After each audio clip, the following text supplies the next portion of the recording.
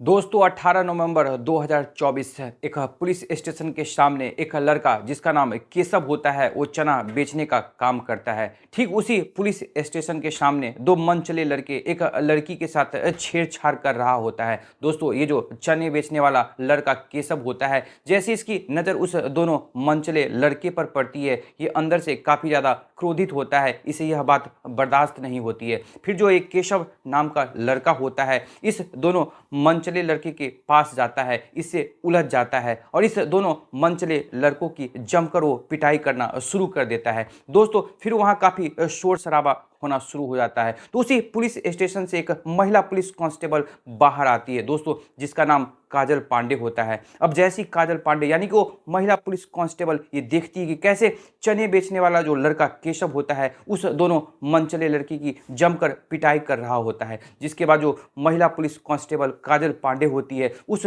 दोनों मनचले लड़के को लॉकअप में बंद कर देती है। जिसके बाद जो महिला पुलिस कांस्टेबल काजल पांडे होती है उसकी नज़र उस चने बेचने वाले लड़के केशव पर पड़ती है।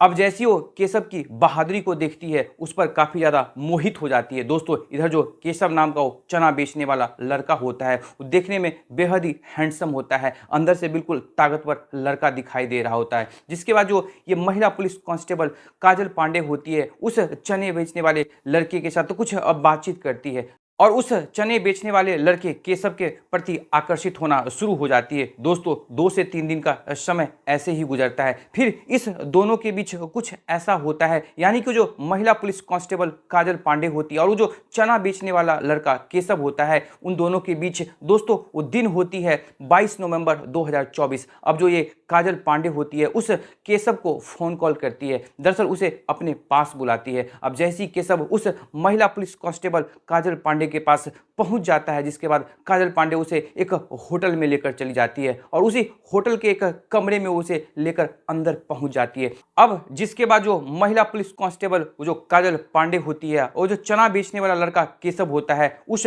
होटल के कमरे में जाते हैं। कमरे का दरवाजा अंदर से बंद कर दिया जाता है। दोस्तों फिर उसके 10 मिनट बाद जो महिला पुलिस कांस्टेबल काजल पांडे होती है उसकी जो सिस्कारियां हैं वो बाहर आना शुरू हो जाती है। तो दोस्तों आगे इस कहानी में और क्या क्या होता है ये सब कुछ जानेंगे हम इस वीडियो में। तो दोस्तों आप हमारे साथ इस वीडियो के अंत तक जरूर बने रहें। दोस्तों इस कहानी की शुरुआत करने से पहले बस आपसे वही गुजारिश है कि अगर आप हमारे चैनल पर पहली बार आए हैं तो चैनल को सब्सक्राइब कर दें। अब वाकई ये वीडियो आपको इंटरेस्टिंग लगे तो इस वीडियो को जितना हो सके लाइक एवं शेयर कर दें। दोस्तों आज की जो हमारी यह सच्ची घटना सामने निकल कर आई है, दरअसल ये उत्तर प्रदेश के मेरठ जिले की है। दरअसल उसी उत्तर प्रदेश के मेरठ जिले की रहने वाली काजल पांडे, दोस्तों वो जो काजल पांडे नाम की जो महिला कांस्टेबल होती है दरअसल अपने स्वभाव से बड़ी अच्छी होती है। वो जिस महिला पुलिस स्टेशन में काम करती है वहाँ के सारे कर्मचारी इस महिला पुलिस कांस्टेबल को काफ़ी ज़्यादा मानते थे, क्योंकि ये जो महिला पुलिस कांस्टेबल काजल पांडे होती है उसका जो व्यवहार होता है, लोगों के प्रति जो उसका व्यवहार रहता है वो काफ़ी अच्छा रहता है। दोस्तों इधर जो महिला पुलिस कांस्टेबल की शादी पिछले 5 साल पहले ही हो चुकी रहती है। उसका पति का नाम रघु पांडे होता है, मगर जो काजल पांडे होती है उसका कोई अपना संतान नहीं रहता, यानी कि उसका कोई बच्चा नहीं हो रहा होता। मगर इधर जो रघु पांडे के माता पिता होते हैं, यानी कि उस काजल पांडे का जो सास ससुर होते हैं, उन्हें एक पोता या पोती चाहिए होता है। वो अपने बेटे रघु पांडे से कहते हैं कि अब मेरी जो ज़िंदगी है, इस उम्र में मेरी ज़िंदगी बची ही कितनी है, मैं ये चाहता हूँ कि मेरा भी कोई अपना पोता और पोती हो। दोस्तों जिसके बाद जो काजल पांडे रहती है अपने सास ससुर के मुंह से यह बात सुनकर वो काफ़ी ज़्यादा परेशान हो जाती है। वो मन ही मन सोचने लगती है कि हमारा भी कोई अपना संतान होना चाहिए। जिसके बाद जो महिला पुलिस कांस्टेबल जो काजल पांडे होती है अपने पति रघु से कहने लगती है कि दरअसल कल ही हम किसी अच्छे डॉक्टर के पास जाएंगे और उनसे ये जानने की कोशिश करेंगे कि आखिर हमारे शादी के 5 साल गुजर चुके हैं लेकिन हमें बच्चा क्यों नहीं हो रहा है। दोस्तों ठीक अगले ही दिन जो रघु पांडे और काजल पांडे यानी कि दोनों पति पत्नी एक अच्छे डॉक्टर से जाकर मिलते हैं। अब डॉक्टर जब उनका चेकअप करते हैं तो डॉक्टर दरअसल बताते हैं कि रघु पांडे के अंदर कुछ कमी है, जिसके कारण से काजल पांडे को बच्चा नहीं हो रहा है। दोस्तों जिसके बाद ये बात सुनते ही जो काजल पांडे होती है वो अपने पति के लिए काफ़ी ज़्यादा अंदर से दुखी हो जाती है। अब इधर जो काजल पांडे होती है वो मन ही मन सोचने लगती है कि अगर हमारा आगे भविष्य में बच्चा नहीं होगा तो हम दोनों की जो जिंदगी है उसका क्या होगा। दोस्तों इसी बात को लेकर जो काजल पांडे होती है अपने पति रघु पांडे के साथ वो हर एक मंदिर मस्जिद हर जगह जाकर वो मिन्नत मांगा करते थे, लेकिन उनकी जो मुराद है वो पूरी नहीं हो पाती है। दोस्तों ऐसी आगे सिलसिला चलते रहता है। इधर जो काजल पांडे रहती है अपने ड्यूटी को लेकर काफी मुस्तैद रहती थी, क्योंकि अपनी ड्यूटी को काफी अच्छे तरीके से निभाया करती थी। इधर एक दिन जो काजल पांडे होती है अपने पुलिस थाने में अपना ड्यूटी दे रही होती है। ठीक उसी पुलिस थाने के सामने एक लड़का चना बेच रहा होता है जिसका नाम केशव होता है। दोस्तों ठीक उसी पुलिस स्टेशन के सामने ही दो मनचले लड़के एक लड़की के साथ छेड़छाड़ कर रहा होता है। तभी जो केशव नाम का लड़का होता है उसकी नजर उस दोनों मनचले लड़के पर पड़ जाती है। अब जैसे ही केशव ये सब देखता है उसे बर्दाश्त नहीं हो पाता है, जिसके बाद केशव उस दोनों मनचले लड़के के पास पहुंचकर उसे उलझ जाता है, उसे जमकर पिटाई करना शुरू कर देता है। दोस्तों जिससे काफी शोर शराबा शुरू हो जाता है, जिसके बाद जो महिला पुलिस कांस्टेबल जो काजल पांडे होती है अपने थाने से बाहर आती है। जब जैसी वो बाहर आती है वो देखती कि कैसे जो चना बेचने वाला लड़का केशव होता है उस दोनों मनचले लड़कों को पिटाई कर रहा होता है, जिसके बाद वो जो महिला पुलिस कांस्टेबल जो काजल पांडे होती है उस दोनों मनचले लड़के को लॉकअप में बंद कर देती है। इधर जो केशव रहता है केशव से वो बैठकर कुछ बातचीत करने लगती है। दरअसल जो महिला पुलिस कांस्टेबल काजल पांडे होती है वो इस केशव के बहादुरी से काफी खुश हो जाती है। इधर जो केशव होता है देखने में काफी हैंडसम लड़का रहता है, अंदर से वो काफी बलवान दिख रहा होता है। दोस्तों इधर जो काजल पांडे होती है उसकी यही मर्दगानी देखकर उस पर काफी ज्यादा मोहित हो जाती है, उसके तरफ आकर्षित हो जाती है। अब इधर जो काजल पांडे होती है उस केशव से कहने लगती है कि अगर तुम पुलिस का खबरी बन जाते हो तो उसके बदले तुम्हें पैसे भी मिलेंगे। दोस्तों जैसे ही केशव ये बात सुनता है अंदर से बेहद प्रसन्न हो जाता है और फिर केशव इस बात के लिए तैयार हो जाता है। अब ऐसी 10 दिन तक सिलसिला आगे बढ़ता है। दोस्तों इधर जो काजल पांडे वो महिला पुलिस कांस्टेबल होती है उसके मन में तो उस केशव को लेकर एक अलग ही विचार चल रहा होता है। दरअसल अब जो काजल पांडे होती है 26 नवंबर 2024 को केशव को फोन करती है, उसे अपने पास मिलने के लिए बुलाती है, जिस बात को लेकर केशव उस महिला पुलिस कांस्टेबल से ठीक शाम के 7 बजे मिलने पहुंच जाता है। जिसके बाद जो काजल पांडे होती है दरअसल उसे बताती है कि आज की रात मैं तुम्हारे साथ वक्त बिताना चाहता हूं,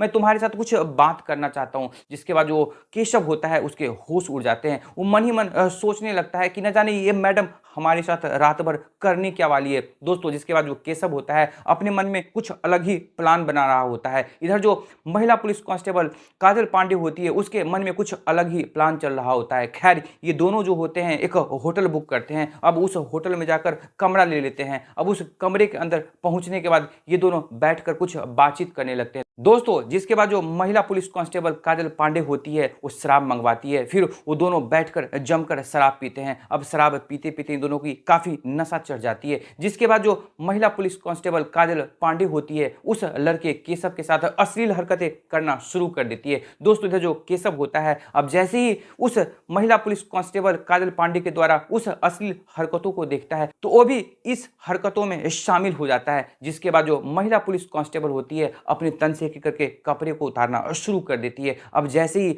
जो महिला पुलिस कांस्टेबल जो काजल पांडे होती है अपने तन से करके कपड़ा उतार रही होती है, इधर जो केशव होता है उसके गोरे संगमरमर जैसे बदन को देख रहा होता है, उसकी छाती की गोलाइयों को देख रहा होता है। वो अंदर से और भी ज्यादा उत्तेजित हो रहा होता है, उसके मन के अंदर की जो काम वासना है वो कहीं ना कहीं और ज्यादा जागृत हो रही होती है। दोस्तों अब अगले ही पल में केशव जो होता है उस महिला पुलिस कांस्टेबल काजल पांडे से काफी ज्यादा लिपट जाता है। जिसके बाद जो महिला पुलिस कांस्टेबल होती है अब केशव के तन से करके कपड़े उतारना शुरू कर देती है। अगले ही पल में ये दोनों एक दूसरे के साथ जबरन तरीके से संबंध बनाना शुरू कर देते हैं। दोस्तों उस रात ये दोनों मिलकर 2 से 3 बार एक दूसरे के साथ संबंध बनाते हैं। अब अगली सुबह वहां से दोनों लोग निकल जाते हैं। लेकिन दोस्तों इधर जो चना बेचने वाला वो लड़का केशव होता है वो कुछ ऐसा कर दिया होता है जो उसे नहीं करना चाहिए था। दरअसल उस रात ये दोनों जो संबंध बना रहे होते हैं उसी में से वो जो लड़का अपने मोबाइल से उस महिला पुलिस कांस्टेबल काजल पांडे का कुछ नंगी तस्वीरें को निकाल लेता है। फिर उसी शाम को जो लड़का